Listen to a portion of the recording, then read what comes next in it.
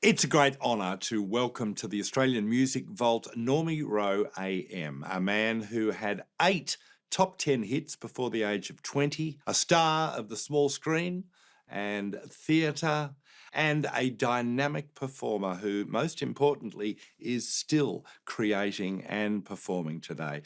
Thanks very much. It's actually a great pleasure. Normie, let's go way, way back to a young Normie Rowe in Northcote. The first time music came into your life, what do you remember? What did you hear? What did you get excited about? I reckon I dropped out the chute and went ta-da, because I think the only thing that was ever in the back of my mind was being up there on that stage. I can remember being 3 years old, and my parents in those days would take the kids out to these. They were sort of what's the word for it? Entertainment nights. Oh yeah, and we'd go to the Northcote RSL, right. and we'd go along to these things. And I saw this band playing dance music, and Mum and Dad were fantastic dancers. And my brother and sister were much older than me, and they could both dance, so they'd dance with each other. And I was just this little kid. And I was watching the band, and there was a drummer with brushes, a piano player, that's right, and a saxophone player. Right. That was the band, and they used to play all the Pride of Erin and the Foxtrot and all those sort of things. Right. And I would hang around the stage, and one day I just got up on the stage and said, I can sing. I was 3. So this is what, late 40s or maybe 1950 perhaps? Late 40s, early 50s, yeah. Right. So I get up on the stage and I contort my throat. I can't even do it now, it hurts. And I sang the Popeye the Sailor song. I'm Popeye the Sailor Man. Yeah. I'm Popeye. And to hear this gravelly thing coming out of a kid's throat, of course, they go, isn't that cute and everything? Yeah. And once they said that, I was hooked. You could feel it. You could feel the applause. That's what I was going to be going for the rest of my life anyway. But down the road a bit, I used to buy comics. And on the back of the comics, there was all this: learn to play the guitar in 5 easy lessons. Oh, that sounds good, but you've got to have a guitar. Anyway, my brother, who was 9 years older than me, bought a guitar for himself. He was at work and he bought a guitar for himself. I got to tell you, it was crap. It was an awful guitar. But he said to me, I can't get this bloody thing. I can't understand it. Here, would you like it? And he gave it to me. And of course, I just persevered. And then Mum, I said, I want to go and have guitar lessons. And she found out somehow about the Victoria Banjo Club in Swanston Street, Melbourne. And I went up, I was doing lessons with the main teacher, and he'd hand out these sheets with all the chords on, the words and the chords, yes. And we'd learn these things. I was sub-teens. What were the songs? Because I imagine by then is Elvis. Down in the Caribbean, out in the sea, in a side, you see whatever. And all these country songs. The first song was When It's Springtime in the Rockies, I'll be coming back to you. Yes. And it was all that, but so the pop hits of the day. Yeah. But with a country tinge. Well, it was, the Victoria Banjo Club was basically a country music thing. And it wasn't rock and roll enough for me. Right. Because by then rock and roll was starting to come along, and I just wanted to do that rock and roll thing. So I ended up going to the Lutapano Music School down in St Kilda. It was at the St Kilda Junction. Right. And then when I got to high school and I was 12, and I bumped into another friend of mine who had a guitar, and he said, "Can you teach me some stuff?" So I started, and I said, "I'm not really a teacher. Why don't you come and learn at the Lutapano Music Shop?" And that was Mel Clark.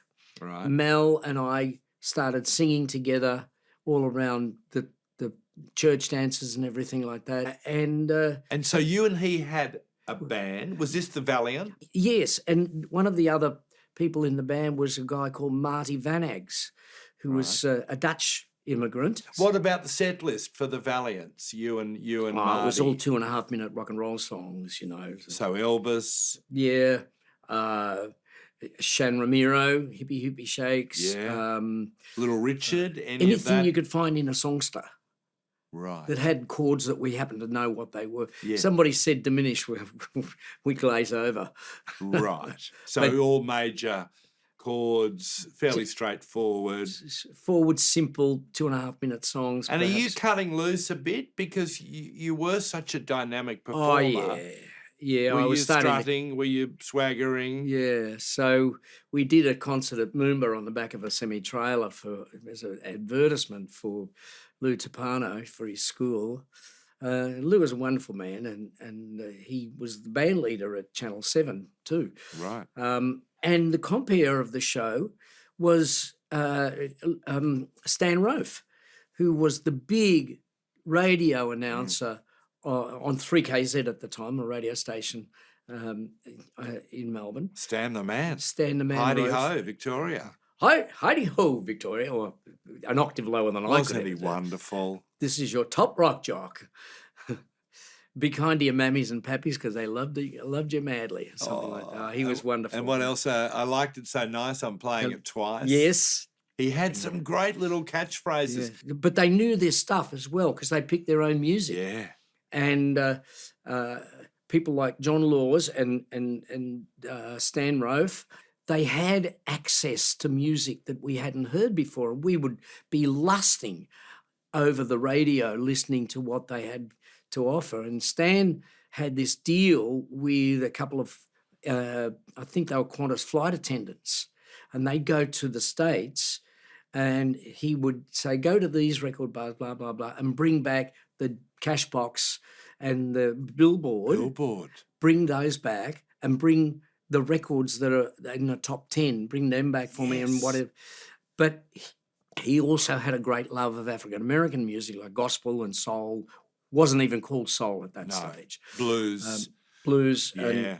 And so that's where I started to get steeped in it because Stan, from that concert that I did in the Alexandra Gardens, Stan asked me to go if I could go to the station on the following Tuesday, and that was fantastic. I got on air and I gobsmacked. I'm on the radio and I can't say anything. Did you sing? Did he want you to sing, or he just wanted to chat, interview? Just interview. And then he said, I'm going to take you to Preston Town Hall if it's okay with your mum and put you up on the stage there. I was only 13 by this stage, and Stan phoned my parents and said, I'd like to take Norman to Preston Town Hall, put him on the stage and let him sing some songs. So they said, yeah, okay. So he picked me up in his V-Dub Beetle and we went up to Preston Town Hall and took me backstage, and I met the Thunderbirds and Johnny Chester and the Chessmen. And I thought I'd died and gone to heaven. Yes. Because they were all my dreams. Yes. I mean, what happens when you're 13 and every dream in your life has just come true? Well, you keep going, I suppose. So did they suggest songs? Did Stan suggest songs? I had a repertoire of about 50 songs by then anyway. Okay. Because Mel and I had been, and Marty and the other guys in the Northcote High School rock and roll band, the Valiants and the Mustangs and whatever we called ourselves that week, we were playing dances around Northcote and Alphington, Ivanhoe, all that sort of stuff, wherever we could get to by train. Right. Because we're too young to drive. Yeah, 13. Yeah. So you had a repertoire. So how did it work? You said to the Thunderbirds, right, let's do... Shakin' All Over, Shakin' All Over, Shakin' All Over. Because I loved Johnny Chester, of course. Yeah. And he had a fantastic version of that, and the Thunderbirds were the backing for perfect for that. So that was easy. So from then on, I got up on a stage and I let loose. Yeah. But anyway, I started at Preston Town Hall. Ivan Damon, who was running dances in South Australia, came to Melbourne and started setting up dances in opposition to the guy who was running the dance I was working in. And eventually he ended up buying those dances. Right. So you'd end up with a ready-made circuit. There was the Canterbury Ballroom, there was Preston Circle Ballroom, there was Preston Town Hall, there was West Heidelberg Olympic Hall, there was Sunshine Mariana Hall. That was scary going out there in the train on a Friday night. And how many people are there? 300-400. And they're dancing the whole time? Yeah. Well, the kids of Melbourne loved dancing. Yeah. They loved it. And they had their very own version of rock and roll dancing, that you see on the old clips and everything, but they had their versions of that. And like a Melbourne version, almost. Yeah, but it was the same in Brisbane too, and they were different. Wow. But what was really big when you went to Sydney because of all the surfboards was the stomp. But that was the same as in Perth because of all the surf beaches. And have you got a band by this stage? No, I was working with... whoever was... Yeah. I left school, I guess I was at the end of, when I was 15, at the end of when I could, because year 10 didn't work for me. So I had to get something substantial, and Mum took me up to the, what is now, I suppose loosely no, it was a government employment service. Right. And so they put me in touch with the PMG, and I became a technician with the PMG. Right. And that's where my electrical knowledge and everything comes from, because they were fantastic. Yeah. And are you playing all this time? And they're cool with that, Telstra, PMG? Well, essentially they were, until I had to start taking some time off to do the Go Show, which... the great TV show. The beginning of the Go Show in 1964, I had been asked to be part of a complement of artists and bands to raise money for the Paralympics. Right. So we all said, yeah, of course we'll do that. And it was at the wonderful St Kilda Palais. Yes. And every time I walk into that place, the memories come flooding back. I was the first one on the bill. Great. Sitting in the audience is Dennis Smith and Julian Jova, who were the initial producers of the Go Show, and James Davin, and I forget the other producer from the ABC, who were the producers of Teen Scene from the ABC. These are the first two full teenage shows produced out of Melbourne, because it had always been Sydney-centric. Everything television was Sydney-centric. Bandstand, Saturday Date. Yeah, 6 o'clock rock, 6 o'clock rock, Brian Davies show. Yes, it was all Sydney. It was all Sydney. Sing, Sing, Sing.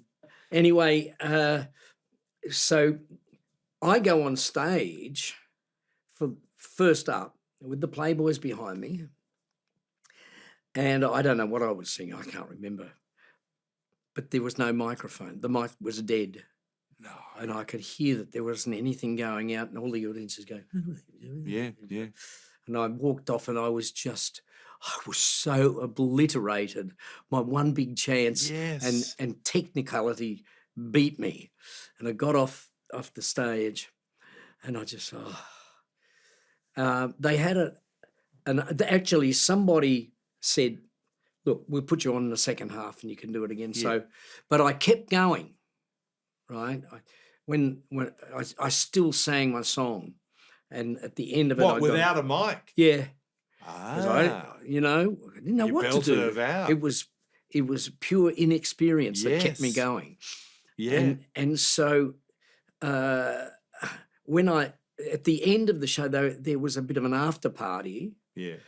and both the producers of the Go Show and the producers of Teen Scene came up and said, "We loved what you did, and we want you on our show." Great. Pardon me, and I said, "But you haven't heard me." It doesn't matter. All we know is that you kept going. Yeah. And I thought, oh, that's a good lesson. Yeah, great. And they said, would you come along? And anyway, I think I got into the third episode of the Go Show, and the first, the middle, and the last episodes of Teen Scene, which only ran 13 weeks anyway. Great. The Go Show ran for 5 years, I think, and I believe it was the TV show that galvanised the entire country into, there was a lot of rock and roll. There was a lot of rock and roll music that before it was termed rock and roll happening in Sydney especially, but in Melbourne, and people like Frankie Davidson and Bobby Cookson and of course John Chester, they were all early day. But you loved Cole Joy, didn't you? I love Cole because my sister loved Cole, and whatever was good enough for her was good enough for me. But I still love Cole, and Colin is a really.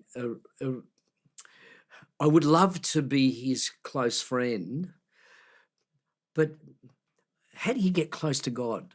How can you be friends of somebody who you almost? He would be so embarrassed that I said this, but you almost place him as a deity in this industry. You're in awe of him. He hasn't put a step wrong. Yeah. And about 2 years ago, maybe a bit less, I got a thing in the mail. So I went down to pick it up, and it's a guitar. And I opened it up, and it had etched into the wood, COL. And I didn't know what this was, and I got the con note, and I couldn't read it because it was so small. And I took it to the post office, and I said, "Can you put that through your scanner and tell me who sent it?" She said, "Yeah, it was sent by Colin Jacobson." I said, "Cole Joy, wow!"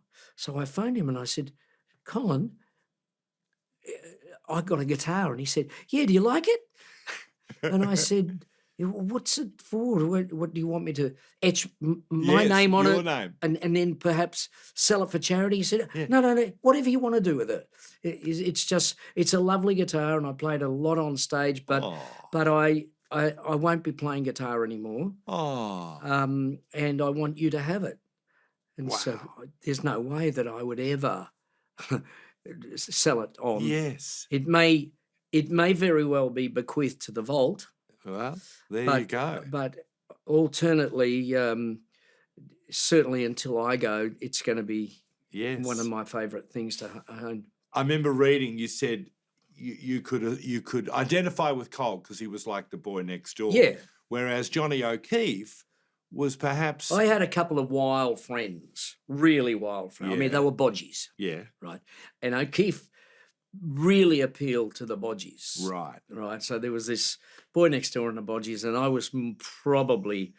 Boy next door. Who were you picking up tips from then in terms of your performance? Cole Joy, perhaps? Yeah, to a certain extent. Was it your own?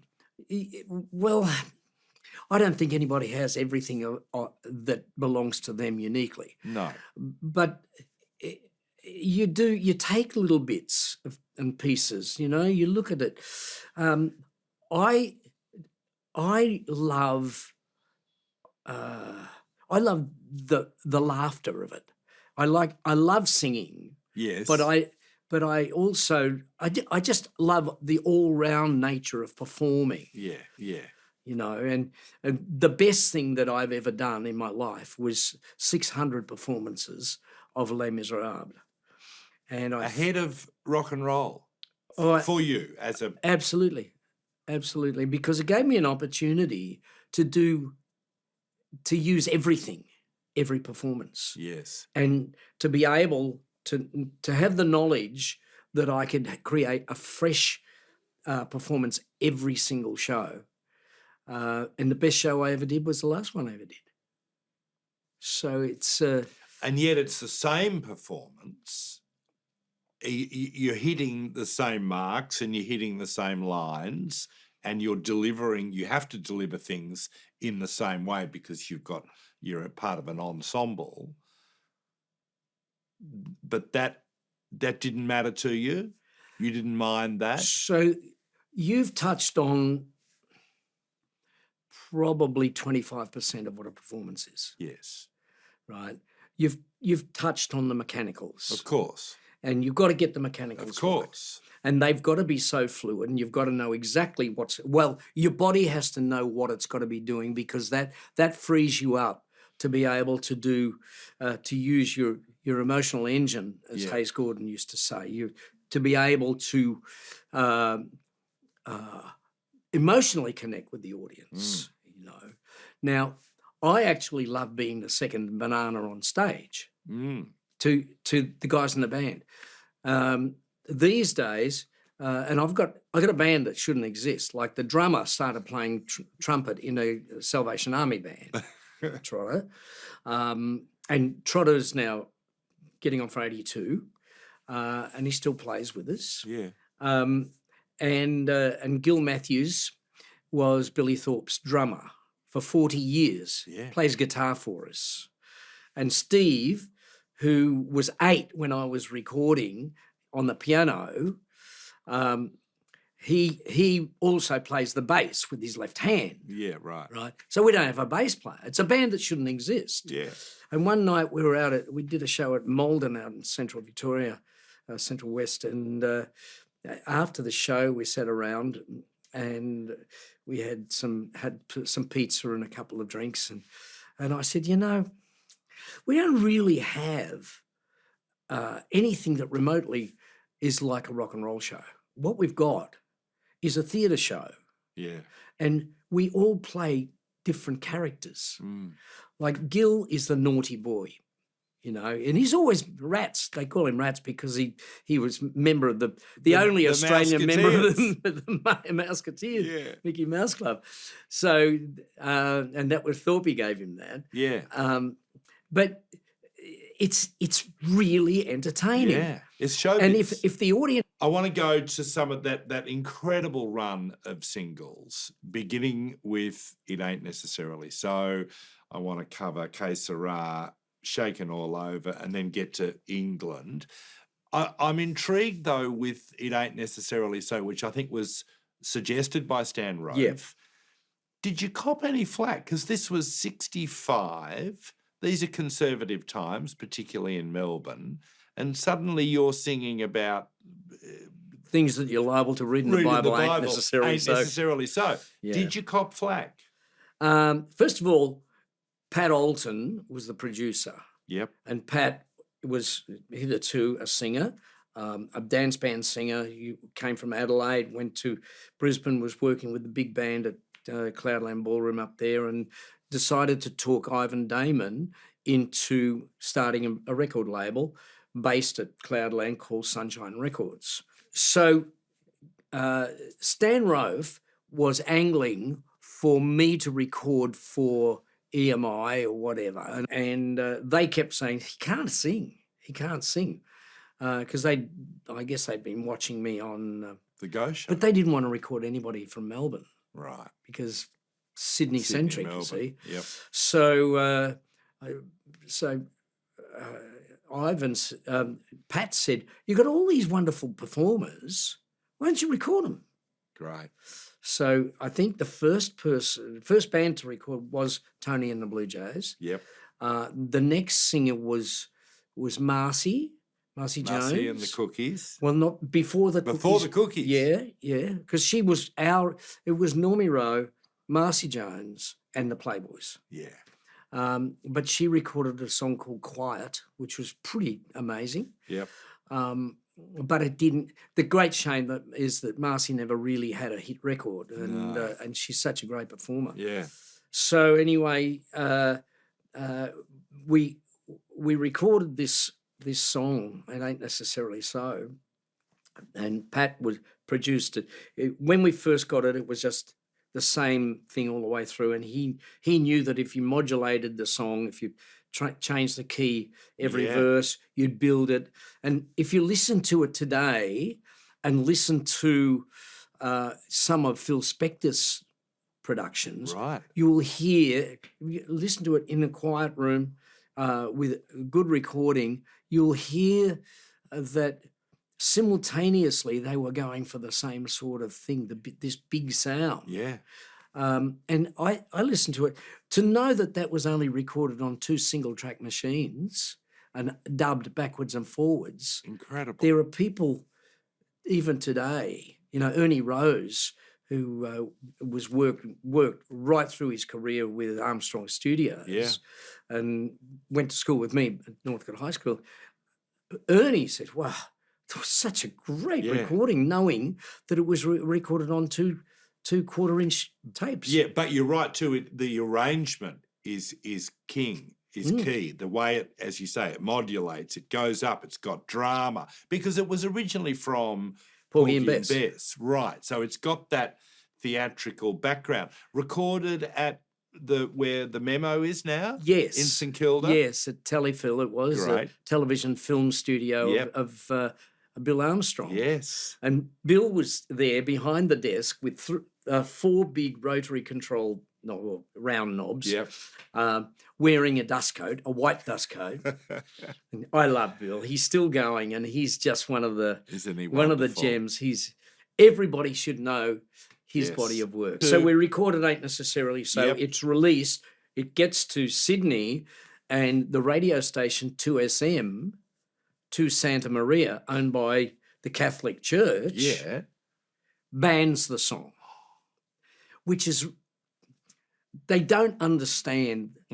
They don't understand the young demographic at all, because if you want them to go out and buy something, you ban it. Yeah. Right. Because they look, they've got the arch conservatives, the Catholic Church, have banned this song. We better buy it. Let's get it. Yeah. So that became the first Melbourne recorded song ever to go to #1 in Sydney. Yeah. And it was a giant hit for us. And between that and the Go Show, of course, and the interest in Australian music over the next 5 years, Australian music, that's where it started, and it was quite an extraordinary time. Yeah, Ronnie Charles, of course, who's got a fantastic body of work. Yeah, Russell Morris. Russell was a bit later, but he came on. The whole industry was growing. Yeah. And from that, we saw, I guess we saw Countdown come along in the 70s. By this time, I'd been to England, and I come back, and I was in the army, blah blah blah. But Countdown, and that period between 1970 and 1980 was an amazing period. It was as big for Australia as Merseyside was for the UK. Absolutely. And we created our own version. You have a listen to Australian Crawl or Sherbet or Skyhawks living in the 70s. Let's jump back, because after It Ain't Necessarily So, there was I Who Have Nothing, which I think was a Benny King song. It was, that you found in perhaps Stan Rope's collection. Yep, yeah. Que Sera Sera, backed with Shakin All Over. We've spoken about Shakin All Over, but Que Sera Sera, whose choice was that? Oh, well, I wanted to do it for many years. Did you? Yeah, and the Playboys didn't want to. They just didn't think it was up to scratch. Because it was Doris Day, perhaps, they thought. No. You see, we didn't arrange that in the first place.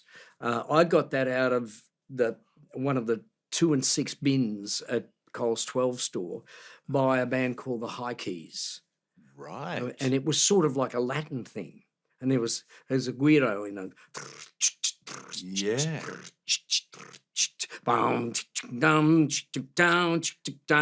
the whistle was on that original record. It wasn't to let me know where I had to come in. Right. For anybody.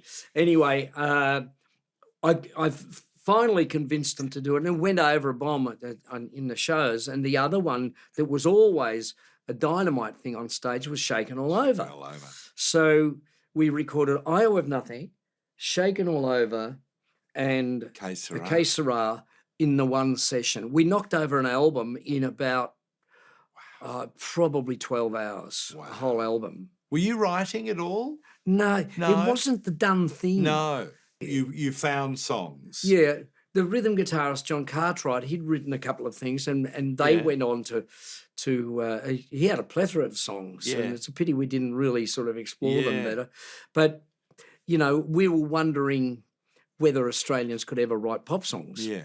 Yeah. And obviously we were found to be wanting with that concept in the 70s when, Yeah. you know, Ross Wilson was writing stuff for Daddy Incredible. Cool. That wonderful Daddy Cool album was the first one was Greg just McCainish with Skyhawks. Skyhawks. Roderick Smith. Yeah. Remarkable All writers. those people, they were writing wonderful things, Yeah. and it gave us confidence to write. Yeah. And it's led to amazing things Of course. worldwide. And you went to London in about 1966. Yes. You went there first and the Playboys followed. Oh, the Seekers went slightly before us. Right. No, but I mean, that's as right. by yourself. Yep. And you recorded with Jimmy Page and John Paul Jones, Yes. who ended up in Led Zeppelin. Jimmy Page, and so is there something there that you can feel is, because this is pre-Yardbirds. Look, I got recordings that Jimmy Page played on. Right. And when I say Jimmy Page, wait till you hear what he played. Yeah. And it was sort of, it's not easy loving you. And the guitar's going, cha, cha, cha. None of that wild, insane None of the wild stuff. No. Well, I suppose he was suiting the song. Yes, he was. And he was what they call a sideman or a, Yeah. yeah. Did it feel different recording over there? Oh, yeah. They were probably 5-6 years ahead of us. Yes. In all sorts of things. I mean, I recorded the first stereo album in Australia. Right. Right. Festival had got a stereo mastering machine, and they had a 4-track Ampex machine. Yeah. We didn't have multi-track at that until then. And we get to the UK, and they've been using it for, I don't know, 10 years. Right. And they knew what they were doing with it. Where did Ooh La La come from? It was written for me. Right. And Mickey Keane, I think. Keane and I can't. It's a great song.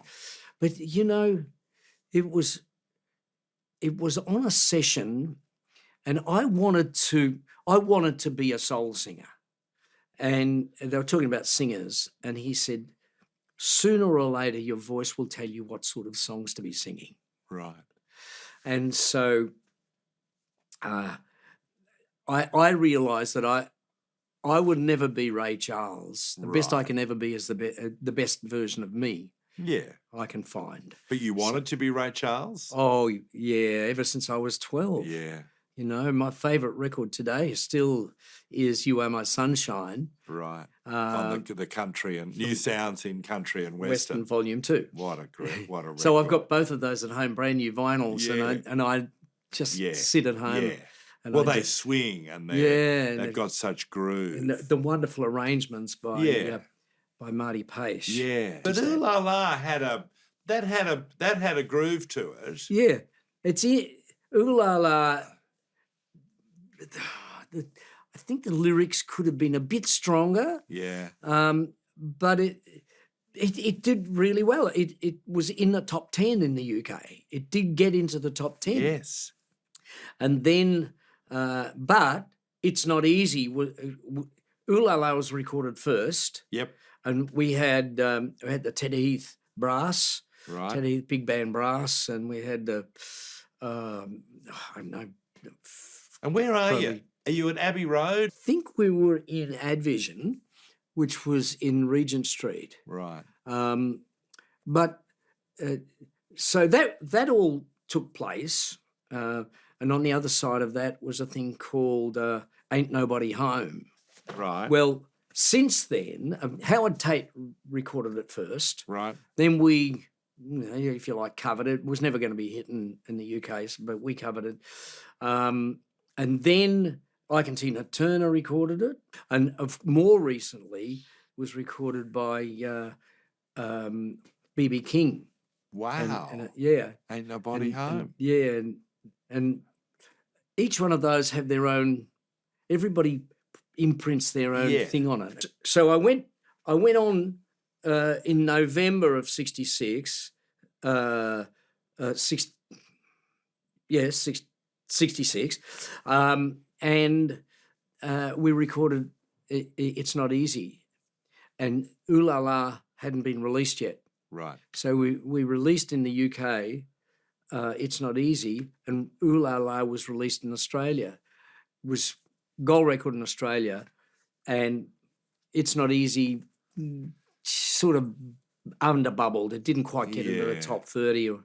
So the word came from Australia, look, Ooh La La has been a big hit here, release it over there. So we released it, and it went into the top 10. And then the Playboys arrived, and we started recording with the band. Yep.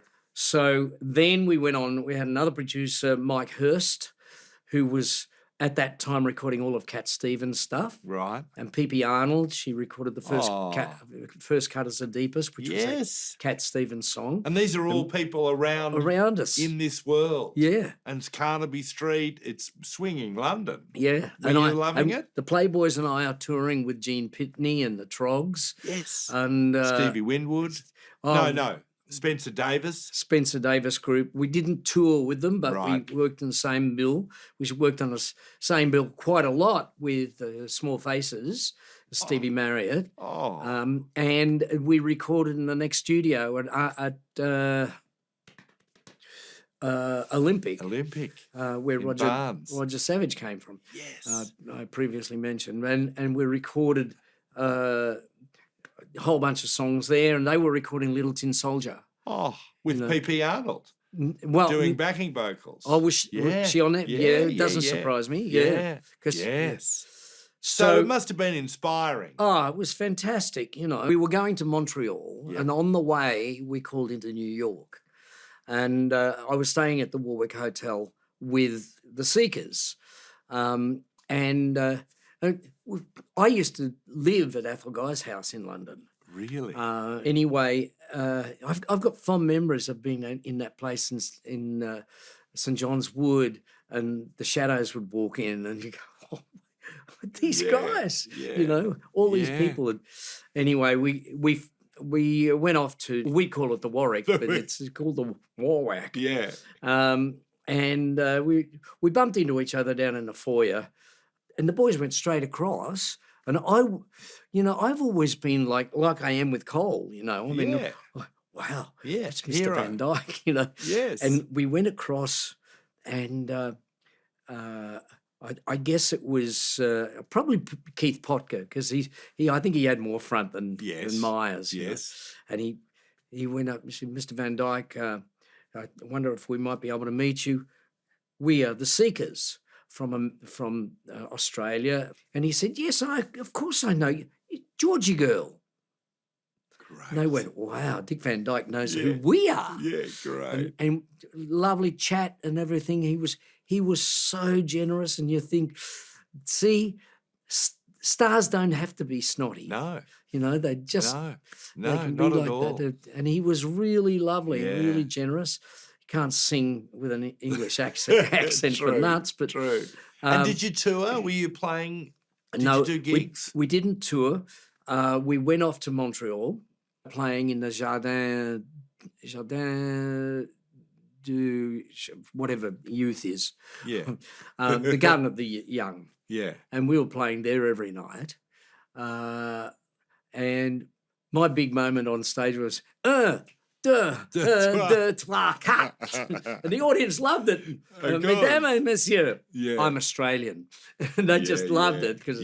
Anyway, so then we did the big international concert with the Seekers and the Playboys and me. Yep. And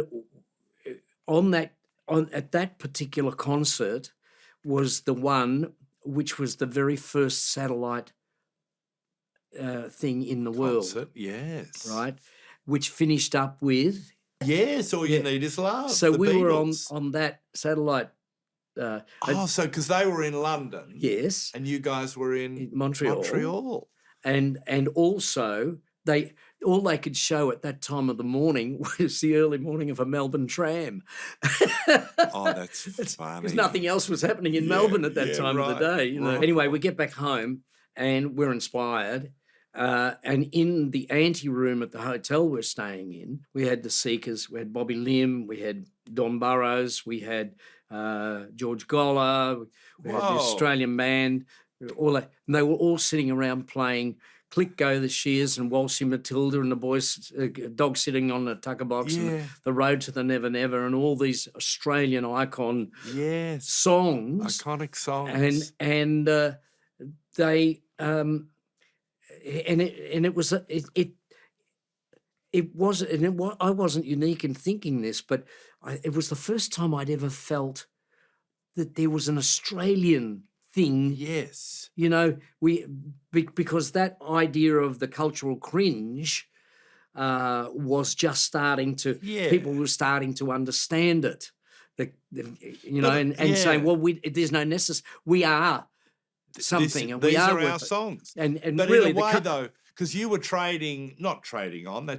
You were playing. It's fair to say. Well, you were playing stuff that had its roots in America and England UK. To a degree. Yeah, sure. So to be in this room, that's fair to say, with those people playing those songs, and you start to realize, hang on, we do have something. Yes. You know, and it may just be a foundation for something even bigger and better, which proved to be correct. Yeah. So Brian, the bass player, who was previously with the Librettos, and came to England with me to play with the Playboys, he went back to the studio and wrote this song called Penelope. And if you listen to it, you can hear the theme of Waltzing Matilda behind the chord progression of Penelope, which is a beautiful song. Okay. And I think the best recording I ever made in Australia. And unfortunately, it was towards the end of '67, and I was called up. We should touch on that. Called up for national service, and obviously 2 went years to Vietnam. You toured. Yep. In 67 and 68. 69. 68, 69. So 2 years. Yes. Yeah. I spent a year training, which was lucky for me. Puckapunyal. Yeah. Well, 6 months in Puckapunyal and 6 months in Holsworthy. Yep. We also did all sorts of stuff in Holsworthy. We did our basic training and then a core training, learning how to. We were crew people on armoured vehicles, machine guns, driving, servicing, all that sort of stuff. We had to be very good on radios, which suited me fine. Yes. And also when we left there, and funnily enough, I topped all the courses at Armoured Wing. So, were you enjoying it? Yeah, I was. Were you frustrated that you were taken out of? I couldn't think of anything else. So I couldn't think of anything else, or I wouldn't have enjoyed it. I've always been pragmatic, a man in the moment, or a person in the moment. Yes, I've always been like that. I said to my dad one day, I think I'm going to be a recording artist when I grow up. He said, you can't do both. Yeah. And he said, he said to me, well, if you're going to, he said, I know nothing about that, whatever you're doing. I don't even know what it's called. But if you're going to be, it's probably a good idea if you don't record a song you can't sing when you're 60. And I said, why is that? And he said, well, you may still want to be singing it. Yeah. And I said, oh, right. Well, and I'm 76 and I can still sing Shakin All Over, but the actions are getting better. The Shakin. Anyway. So you're called up, you know that this is going to be a fairly major obstacle to a continuing career. Yeah. Well, I just figured it was over. I just thought it was over, and when I get back, I didn't even know what I was going to do when I got back. I was 6 months, and my parents phoned and said, look, the bank's going to take your house back. You're going to have to pay some mortgage. You're going to have to get some income. They didn't care. And when I say they didn't care what I did, as long as it was something that I wanted to do. Yeah. And I didn't know. And I tried one concert at the old Velodrome, and it was with Pink Suit. Right. With Beeb and Daryl and Rick Springfield. Rick Springfield. They were great band. They were really. So this is when you're in the army. No. This is 1st of Feb. I came back at the end of '69, and then February '70. So it was only a few weeks later. Yeah. I was on stage, and I'd rehearsed with a band, and it wasn't like being on a show with the Playboys, but they'd moved on, and I had no infrastructure or anything like that anymore. At that stage, my management system was now looking after Johnny O'Keefe, so I just thought, I'll do this show. And I got up on stage, and the kids, it was sort of like, go home, go back to Vietnam and all that sort of, there was, So they knew who you were. Yeah. And they knew where you'd been. And of course, my audience had grown up a bit too. They were just starting to, that's when, it's that audience that started pub rock. Yes. Right? Because before we'd only ever, I had never worked in a venue, a licensed venue. Until I came back from Vietnam. Right. So that show was a tough one. It must have been. You must have come off stage depressed. Well, yeah, disillusioned. And I thought, well, what do I do? It's the only thing I ever knew apart from, I guess I go back into PMG and go back worse than I was before, because I couldn't go back and finish off my time there. So I'm asked to do a concert with the Young Australians, which was an entity of 50 or 60 young kids based on an entity in America called the Young Americans. And it was run by Athol Guy and John Ashby, who was the Seekers tour manager. Right. I got up and I sang It's Not Easy. Or the backing band was the first Army military. It was essentially Army band. An Melbourne. Army band. Yeah, and they were fabulous. And I did It's Not Easy, and the Athol and John said, "What are you doing with your life? What are you doing?" And I said, "Oh, look, I don't know. I'm completely lost." And they said, "We want to manage you." So they got me together. They got me. Have you got a tailor? Because I used to wear from England. We all used to go to Savile Row. Yes. And wear Savile Row clothes, and that's the bottom line. So yeah, I went back and actually Tony Healy introduced me to Sam Amato, who then started making my clothes in the 70s, and. I then went. I started to put together a repertoire to work in clubs in Sydney, and Brian Chempensky, who was a drummer here, Brian wrote all my charts for me. He was a very good arranger. Wrote all my charts. Came to Sydney, ran the bands for me and everything, because in Sydney at that time, you couldn't work Sydney clubs if you didn't have 18-part arrangements. Wow. Right? Every big club had 18 members. It was a big band situation. Yeah. But they played swing, and I was rock and roll. Yeah. And it was really hard to equate right. them to, but it took me a few years, and I understood it. But Sydney, not Melbourne. No, not Melbourne. Why is that? Well, Melbourne was pub rock, and they didn't let me in. Yeah. Right. They weren't letting me in, and unless I went. I thought personally that actually going back to a 4-piece rock and roll band compared to what I was doing in the UK, working with big bands and recording with all those sort of people, that's what I became to know. And with the Playboys, they were so good.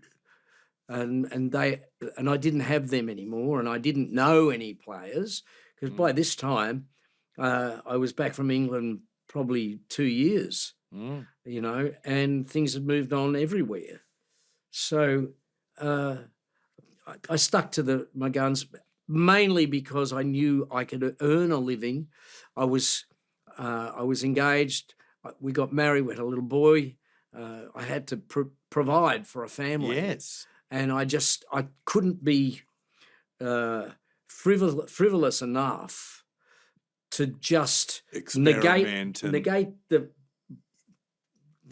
money coming in from me working in clubs for the sake of the possibility of being a well-known pop singer. A pop star.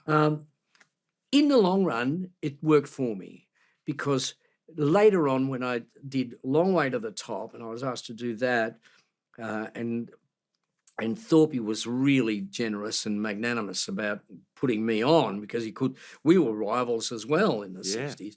So by that time I had done Les Mis and I had done other theatre things and I'd done... Annie, you did lots of theatre. Yes, I did. And I had also done 25 years of working club audiences who were too busy playing on poker machines or too busy getting, you know.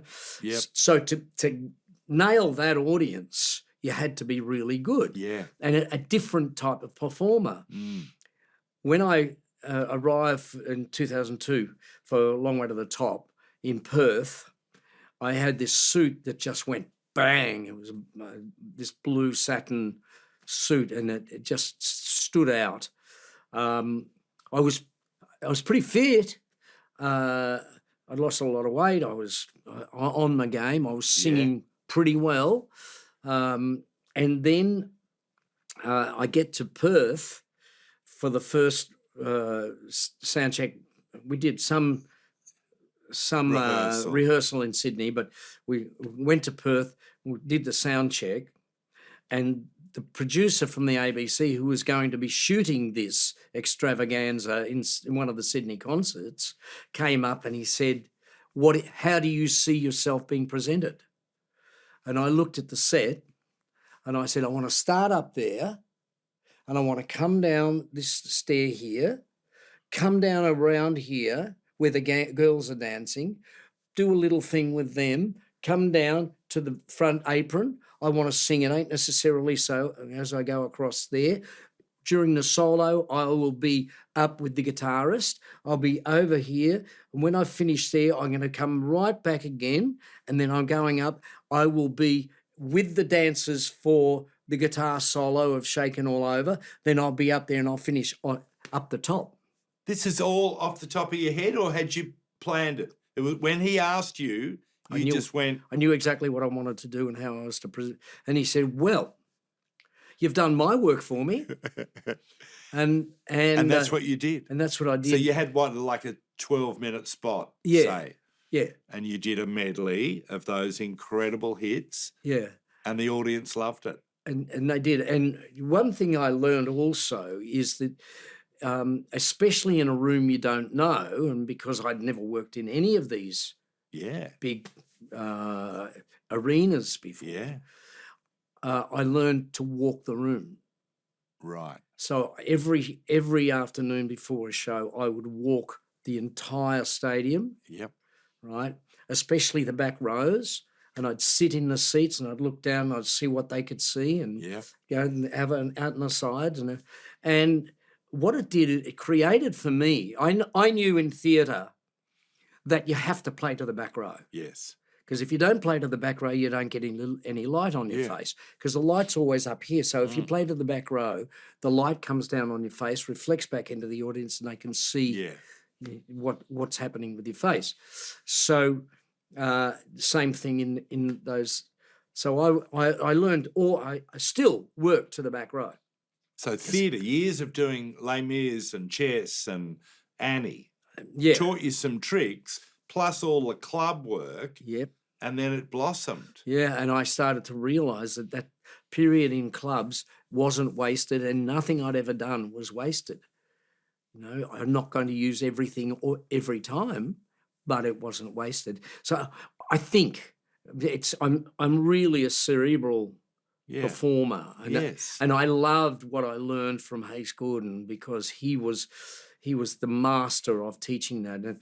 And when he died, Jack Thompson, with that fantastic voice, said "Vale, vale, vale, vale mentor," and I thought, "Okay, Jack, that's enough. Yeah. You don't have to say anymore." Yeah. Because he was the mentor. Yeah. When it came to So performance. when you did that acting, it was the ensemble theatre? Yeah, in Ensemble Sydney? Studios. Ensemble Studios. Yes. It was about acting, and it led to Sons and Daughters, and of course it led to all those Well, musical... it led to my first play, Right. which was interesting. Yeah. Because Hayes said, "I think I've got a play for you to," and I said, "I haven't finished my time yet." He said, "Oh, you already know everything that you're likely to learn in the next 6 months. You Really? already know, and you've already known most of these things. You just didn't have the name to call it." Yeah. So the first play was written by the writer of Flying Doctors, Right. and it was called Some Night in Julia Creek. Oh, yes. Now, it was about the backstage of a concert at Julia Creek up in Queensland. Yeah. Of a faded and aged rock star. Wow. And I had to get a ball patch, like somebody to Cut come in in. and cut all my... Oh, really? Now I don't need that. No, I can play it no, again. yeah. And I said to Hayes, I said, "So who is the character?" And he said, his name is Vin Gray, and he's a fading, not aging rock star. And I said, "So you've cast me a type." Yes. And he said, "No, I think you can do this. It'll be a stretch for you, and I think you can do it." So we had a lot of fun, had some wonderful people in the show, and the producers of Sons and Daughters came to see the show, and then got in touch with my agent and put me in to 1 or 2 episodes opposite Abigail, and we Right. did that at the Jam Factory in Paran. Right. And so then they got in touch with my agent again, said, "Yeah, we'd like to put Normie into the show." And I became Doug Fletcher. You see it, you can actually go on to the 7+ thing, and it's there. It's there. It's really interesting. I was hopeless. Were you? Yeah. Well, TV is, Yeah, but the great thing, and the one thing that I really took out of this was the relationships I had with everybody in the show and the producers. But I wasn't doing the show any favours because I just couldn't. The lines wouldn't come. Really? Even though I'd put hours and hours and hours into memorising them and learning them. Yeah. So what happened, Abigail said to me, "You're having trouble with this, aren't you?" And I said, "Truly I am. I'm really struggling, and I'm about to ask my agent to get me out of this show." She said, "You know, your problem is you're a singer.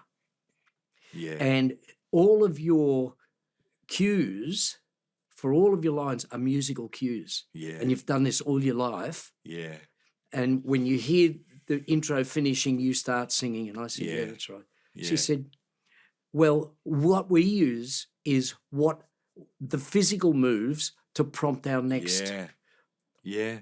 And I went, "Wow." And how generous is that? Oh, you're incredible. Eh? How generous. She obviously saw you struggling, but she also saw that there was a massive potential. She was one of the most generous people I've ever seen. Abigail. You know, she was wonderful. Yeah. So we ended up, our characters got married.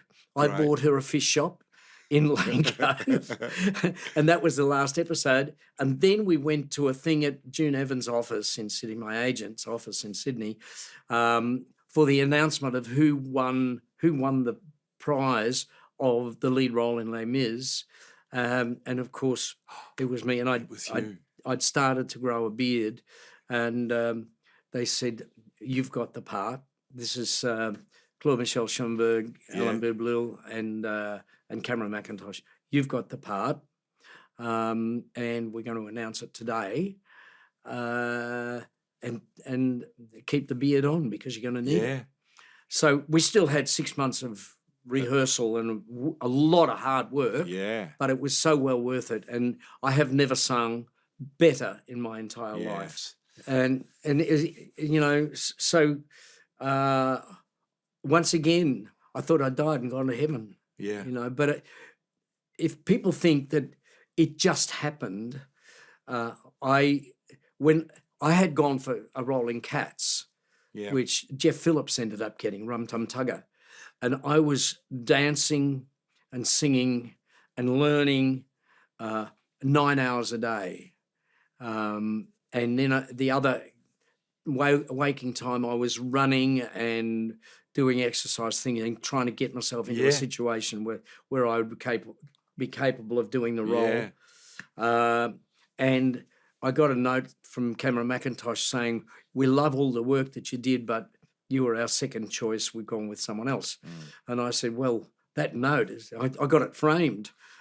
And I said, "That's like having a hit record on Norfolk Island."